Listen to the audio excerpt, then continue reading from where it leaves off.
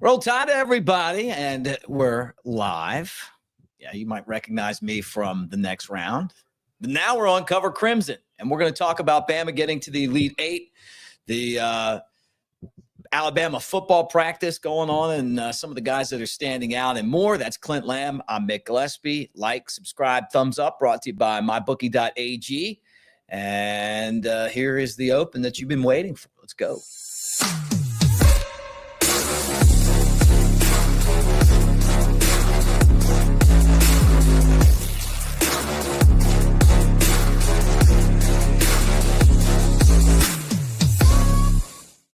All right, there he is, Clint Lamb. I'm Mick Gillispie, Cover Crimson, and you know us from covercrimson.com, and it's where the message board is. But Clint, Alabama to the Elite Eight, and it was bombs away for Mark Sears. It was bombs away for Alabama. Yeah, Mark Sears definitely led the way, but Aiden Holloway, young blood, obviously.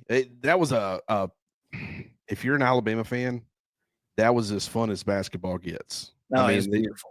They couldn't miss. You kept waiting for, in the first half, after what they did in the first half, I kept thinking, you're going to have to figure out a different way to generate some offense, because I highly doubt you're going to be able to keep this going in the second half. And I guess I don't know basketball. I know I don't know basketball, but just confirmed that I'm still learning on that front. It was fun, man. Well, look, comment section, roll tide there from Southport, North Carolina.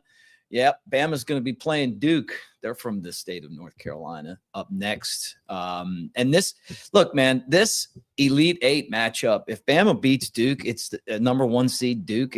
I think it's the biggest win in program history until they win the next game to get to the championship. Yeah. I mean, I don't really know win it to get there, I don't know. Would anybody disagree with that? They beat Clemson last year, and Clemson, I thought Clemson was, good, but this is Duke, man. And I know part of it is just the name on the front of the uniform, but it's like beating Alabama in football. It was great to see Mark Sears do what he did, just with the way that he had been struggling, 5 of 35. I mean, you knew it was coming at some point as long as Alabama stayed alive. But just once again, man, are you nervous about Duke? I mean, we'll kind of. Yeah, I'm nervous about Duke. You should be. But good. I don't know, something about. I feel pretty good about it. Like, I'm not saying that Alabama's gonna win handedly or anything, but I'm confident. Like, if they play, they're not gonna probably shoot like they shot last night. But if they play with that energy and that passion and stuff, it just felt like they were hustling a lot more. It felt like guys have the right vibe, the right energy. I don't know. I think this Alabama team is capable of beating anybody in the country. Yeah. Well, I feel like that too. I mean, we've talked about it all year. And I think that when they started the season, it wasn't, hey, we're talking about we want to win the SEC. We want to do this, make the Final Four. It wasn't like it was, we want to win the national championship. And so that's been their goal since day one. Now they're in that position where you want to win the national championship, and you're going to have to play number one seeds. You're going to have to beat them. But they've played, look, the SEC's full of them, and Alabama's already beaten Auburn. They didn't beat Florida, the tough team. They should have beat 10. They're good enough to beat anybody. They just got to go out there and shoot the ball and not turn it over and rebound. I mean, but if they shoot the three like they did last game, man, that would be a fun Duke matchup. Can you imagine them just bombing all those threes all over everybody? Duke's not going to give them the 3-point line like BYU did, but I mean, if they could hit half of that, I would feel pretty good about their chances. How do you feel about Auburn and Michigan tonight? I think Auburn's going to. I mean, look, the SEC's good, man. If Arkansas stays focused, they get to the Elite Eight, right? Bama and Florida took care of business, wasn't even close. You're guaranteed to get one of Tennessee or Kentucky in, so that'll at least be 3 with a chance for 2 more. You could end up having 5 of the Elite Eight teams. Could have had 6 if Arkansas would have just done their job and finished. Adam, and we let them off the hook. Man, if they get 5 of the 8, which I don't know that they are. They're probably not. Probably 4 of the 8. I feel pretty good about 4. But, I mean, that's everybody who wanted to try to say the SEC was overrated. I would love to hear what they got to say now. Yeah, yeah. I was wondering. I mean, like I wasn't 100% sure because I knew that they were good. I knew, I was talking to Kenny White, on our show. Remember that out in Vegas and or with Coker and I. And he, he's like, look, this is the best conference. He was like, there's at least 3 teams that are better than last year's national champion in that conference right now. And, just according to him. And I'm like, okay, wow, that's pretty interesting to think about. And then when you start to kind of like look at what they're doing in the tournament now, very impressive, very impressive. I think Auburn's going to take care of business. I wouldn't be surprised if Kentucky beats Tennessee again, although from what I'm hearing is that maybe Tennessee's basketball coach is about to retire. Maybe those guys play inspired, but you're right. You get an SEC team in, and then we get into the, is Houston going to beat Purdue? I think Purdue's a sneaky team, man. I really do. But Houston's been great all year. It's going to things would be so great in the Elite Eight. We had all those SEC teams in. Yeah, you're either looking at 4 SEC teams or you're looking at bare minimum 4 SEC teams in, or you're looking at Auburn getting upset. So from like a Bama fan's perspective, it's kind of a win-win at this point because you're in already. But yeah, it's Alabama. We've seen them have not that type of performance in the way that they won, but we've seen them have really, really good games. It's a matter of keeping it going. I think they'll have that extra kind of fire lit under them because they know if you don't, I mean, there is no such thing as losing and continue. Right. You just lose and go home. So I would fully expect to continue. Duke's obviously going to be really tough. I think they opened up as like a 7-point dog. Was that a little much for you, or was that about right? Yeah, I don't even know. I mean, like Bama's a big dog in this, and I'm like, okay. I mean, it depends on what Alabama shows up, and I think that's kind of what the comment section's been talking about. If it's turnovers that they got to limit, they got to do some of the other things, but Bama can play with anybody. I mean, if you go to Auburn and beat them there, and I know Duke beat Auburn, but I think they're about even to me. I wish that this matchup was maybe later on, but then at the same time, it is pretty cool to see Alabama, as a team that could potentially beat Duke. I got a feeling that the Tide's going to show up in this game. Yeah, I do too. And that didn't necessarily mean that they're going to win, but I feel good about them putting forth a really, really good effort. And I think that they're a really, really good effort from them is fully capable of winning.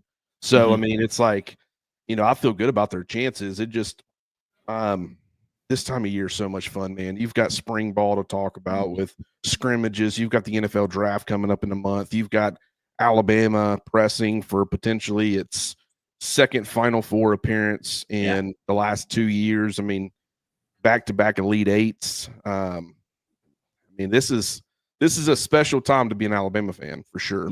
No doubt. Guys, it's up to you. You want to take that 7? You think Bama's going to cover that 7? You don't think they are? You decide for yourself at mybookie.ag. We're brought to you by mybookie.ag. 50% deposit bonus up to $1,000 plus a $10 casino chip when using the code Crimson at mybookie.ag. And we appreciate them so much, mybookie.ag. All right, let's switch gears. Let's talk a little football, pigskin. Ty Simpson, I'm hearing a lot of good things about this man in practice right now. And I'm not to say that that's taken away from Austin Mack. I think that the quarterback room is solid, but I think that Simpson is being seen as the leader. He's kind of embracing that role, Clint. And now you're talking about the Simpson-Horton connection. Yeah, they apparently put on a clinic yesterday in the scrimmage. It was contested catches in the back of the end zone. It was a long touchdown catch where you've got Josh Cuevas taking a bow in the background of the video, and you've got Jeremy Bernard Haas stepping back towards the huddle before, as soon as Isaiah Horton ends up bringing the football in, immediately you see Jeremy Bernard in the background high stepping it back to the huddle. It looked like on both sides they were having fun. There was a lot of competitiveness. Now they're sharing kind of the highlights or a lot of the big plays, the pass breakups, the interceptions, the touchdown catches, all of that stuff, some of the big hits. And so like you would expect there to be a lot of energy when those things happen, but it seemed like whether it was the offense or defense, both were kind of getting after it. That's kind of what we've heard as far as how the scrimmage went. Ryan Williams did not participate, or at least I don't think that he participated in the scrimmage. You saw a lot of Jalen Hill working with the first team. You saw some Rico Scott. You saw some Jalen Mbakwe. So they've still got a lot of guys who can, step up and contribute. We don't know what caused Ron Williams to miss. But, I from everything I've gathered, I don't think it's anything of concern. But just what I've heard about, I almost called him Mac Jones. What I've heard about Ty is that he has a confidence about him. He understands the offense on a deep level. He's kind of winning the pre-snap mind games as far as understanding what the defense is presenting him, understanding kind of where he wants to go with the football. I mean, football is such an interpretive sport as far as a lot of your success at the quarterback position is kind of dictated before the ball is even snapped. Like if you understand what they're giving you or what they could potentially be giving you, you have a counterpunch to that ready to go. You know where you want to go with the football. You can end up having a lot of success. And Alabama's got the playmakers to take advantage if you're able to do that consistently. And while Keelan Russell is throwing some dots, I mean, I've heard that, he's done some really impressive stuff. I've heard Mac has done some impressive stuff, even though I actually heard Keelan Russell probably look better than Austin Mack yesterday. I think Ty is kind of on a different level on that front right now. And it's just a matter of continuing to build off of that. And, taking what the defense gives you, playing smart football, making plays when your number's called, whether it be with your legs or with your arm, and, letting the defense play off of that. I think Alabama's trending in the right direction on that front. Yeah, I love that idea of Ty Simpson basically taking over. And what do we see? He's going to be the next Mac Jones, right?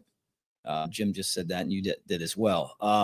And appreciate all you guys for hitting the Roll Tide with the thumbs up as we hang out with you. This is a live show. How many of you guys were watching the next round and do watch the next round? I love the idea, though, of Simpson being pushed and winning the job, right? I think that it's only going to make the competitive balance better. I think that it'll make Austin Mack ready to be the backup. And then I think, at the same time, I think that Keelan Russell's going to be the guy in the future anyway, right? So it's like all three guys pushing hard.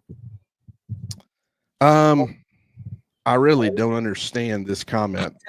I was looking at that one. The people did this to me with like Mac Jones back when he was battling it with Bryce. I was very pro Mac Jones, but yet I'd have people on Twitter like jump in and be like, "Oh, I bet it's killing you that Mac Jones is doing so well." And it's like, I mean, have you paid attention to anything I've said about him? And then the next year, I'm very pro Bryce Young in the Paul Tyson battle.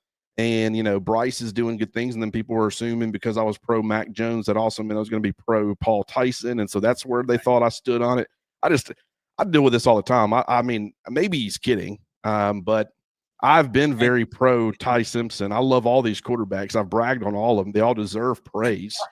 But I think Ty Simpson ultimately is going to be the dude. Now, I've said a guy like Keelan Russell, you have no idea what he's capable of as the season progresses. I mean, he could just, he could end up wrestling the job away from Ty Simpson. But I think Ty Simpson's good enough to not only be the starter, but have a hell of a season and also be good enough to have a season good enough to pull a Mac Jones where it's like he had an extra year of eligibility, but he chose to forego it to go to the NFL draft. That's kind of how I foresee it going. If you were to ask me how things are going to go today, and I would probably project Keelan Russell to be the number 2 quarterback if I had to project it today. But Austin Mack might have something to say about that too. Yeah, it's going to be fun. I know I've said that a lot, but it is fun. Like, this is great. Like, you want to have guys that can play quarterback instead of guys that you're like, I don't know about this guy. This guy, And the conversation of quarterbacks will continue at covercrimson.com. So you guys that are part of the membership there, just get on there and get that conversation going. Or I know we've talked about it a bunch. And then if you're not 25% or $25 off the annual subscription, $25 for 2025. And thank you all for being here. 97 of you. We need all those thumbs up. All right. Daniel Hill, impressing. This does not surprise me at all because I remember him coming out of high school and everybody was like, he's been so much quieter at Alabama than I thought, but I think that's changing. And it's changing in a hurry. Well, I think from what I've been hearing, he's kind of a perfect representation for what Alabama has done well as far as on the ground so far in spring practice. And it's not, you haven't seen like a ton of explosive plays where they're ripping off 80-yard touchdowns or 60-yard touchdowns or whatever, but you've seen kind of a consistent push or that they're able to generate, 4 or 5 yards at a time. And Daniel Hill's been a huge part of that. And having his style, being kind of a power player, he's more than that. But, I think the power that he brings to the table relative to everybody else, like, the offensive line's creating a little bit of movement. They're kind of getting things going on that front. And then Daniel Hill can turn what probably should have been, a 4 or 5 yard gain into a 6 or 7 yard gain because he's always falling forward, always getting that extra yardage. And so someone who was in attendance yesterday, they said that they walked away more impressed with him than they thought they were going to. And not saying that they were down on him by any means, but just they think he could actually end up being a bigger part of Alabama's rotation than we're probably talking about right now. Now, here's the thing. Jim Miller, I mean, he's definitely going to be probably the starter. You look at a guy like Dre Washington, I think he's going to be a part of the rotation. Richard Young, I think he's going to be a part of the rotation. So, like, I still have this, okay, where does Daniel Hill fit in? And if he ends up being kind of one of those main rotational pieces at that position, which guy does that kind of force to the bench? Is it Dre Washington? Does it end up being Daniel Hill and Richard Young and Jim Miller? Is it Richard Young? It's like anytime that people start talking about, okay, this guy can push for a job or push for, significant playing time or whatever, it's like, okay, my first thought is always at whose expense? Like, who is this going to affect the most going the other way? Couldn't really answer that question for you, but it is making for a very interesting conversation because it's like I've said before, just his kind of Swiss Army knife background. He kind of played some receiver, played some tight end, and I say play receiver, really he just got flexed out as a tight end and did a really good job of catching the football downfield, like on his high school tape and stuff. I was impressed with that. I just think he can do a lot of different things for you. And if he's good enough to crack the rotation and actually be a pretty consistent part of it, then that opens up all the other stuff that he does well that I really don't think opposing defenses are going to be taking into account, especially early. And you could maybe, pop some defenses with some big plays that way. Love that. Love that. We're talking popping defenses here.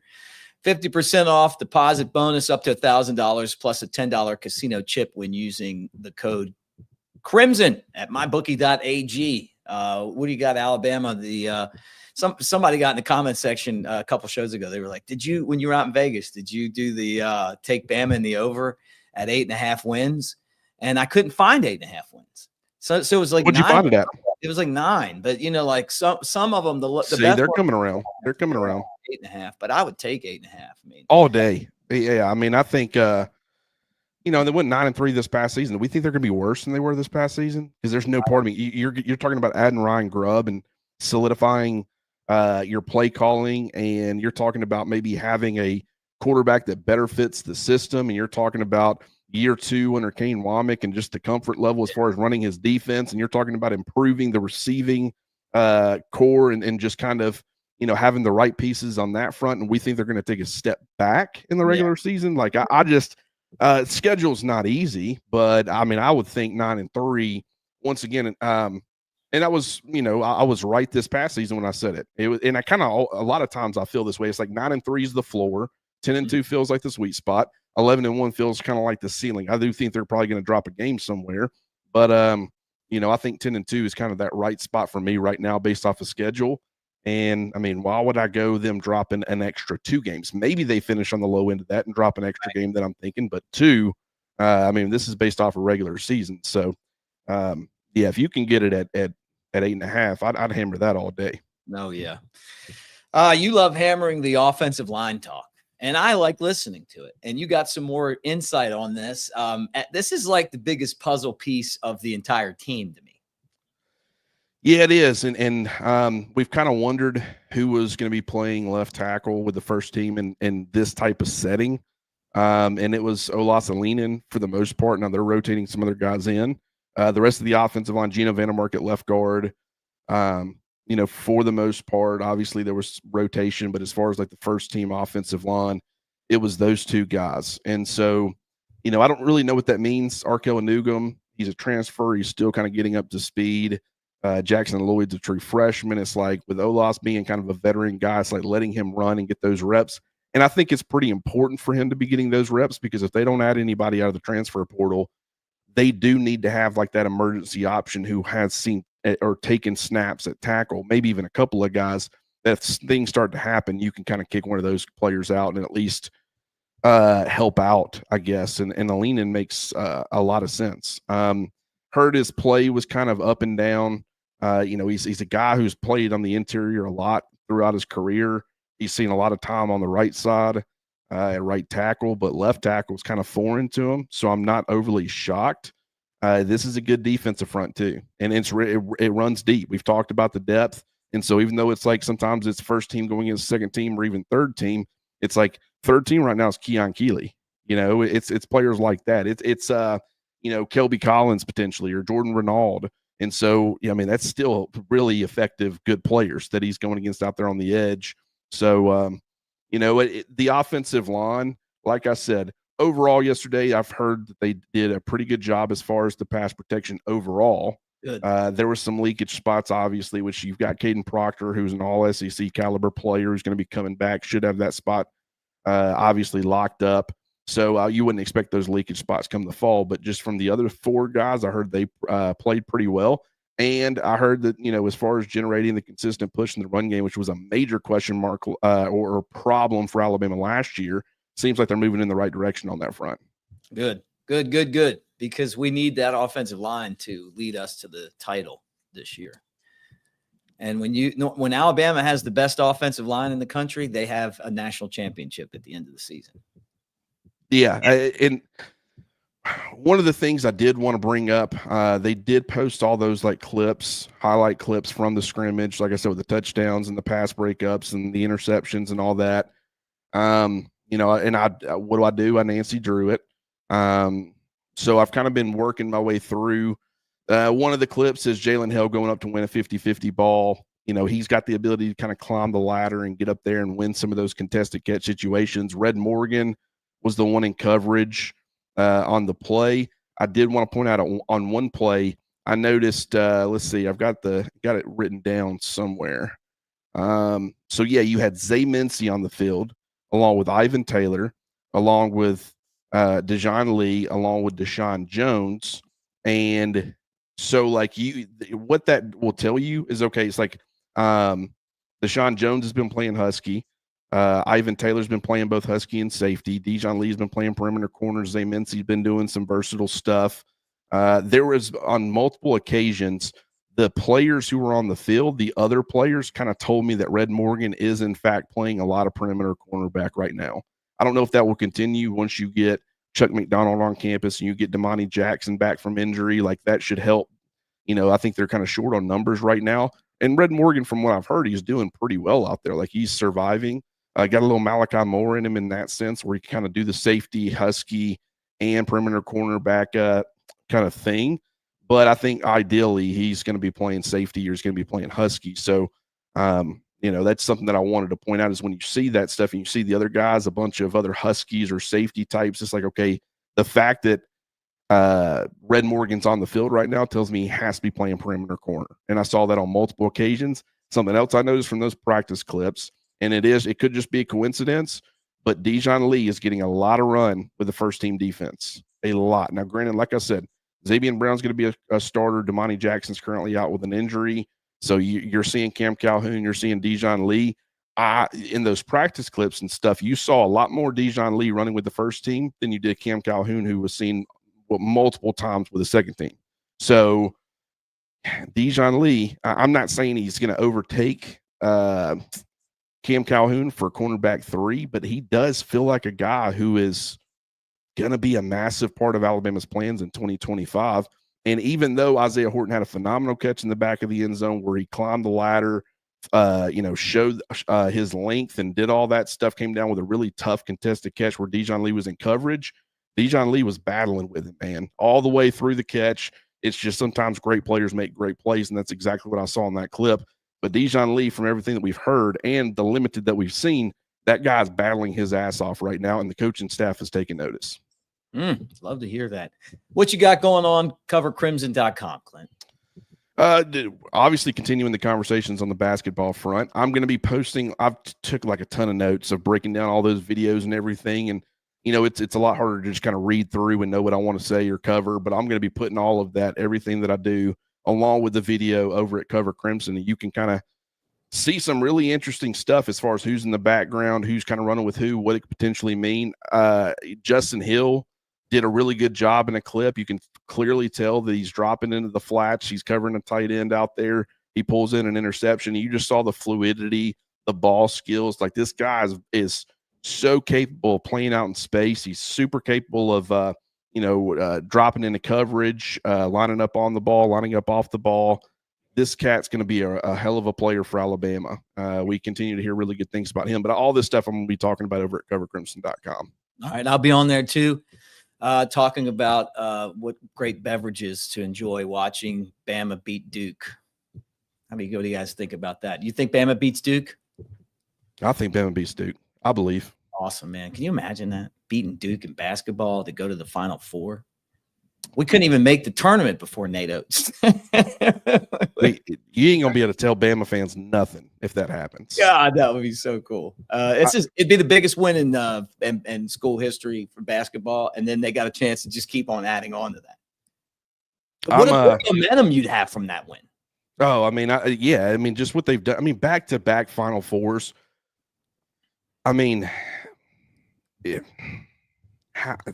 getting in a caliber of program when you start doing that stuff on top of the Sweet 16 appearances and, making it to the Elite Eight, which they had only done once in over 100 years of being a basketball program. They had made the Elite Eight one time, and Nate Oates has gotten them there in back-to-back seasons with a chance to go to back-to-back Final Fours when they had never been to a Final Four ever. It's like, I've very much been in the camp that this is Nate Oates is one of, if not the best basketball coaches.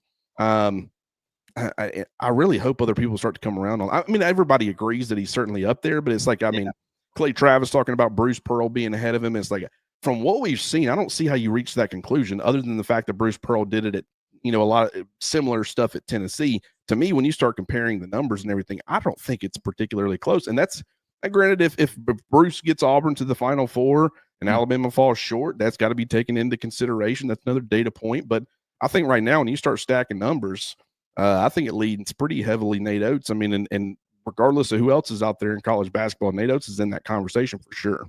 Yeah, I've met Clay. He's a Tennessee super fan, so that's why the Tennessee people didn't want Pearl to go. I mean, he went because of NCAA stuff. But guys, thanks for hanging out with us. We'll be on Cover Crimson, covercrimson.com, brought to you by mybookie.ag. Our promo code is Crimson.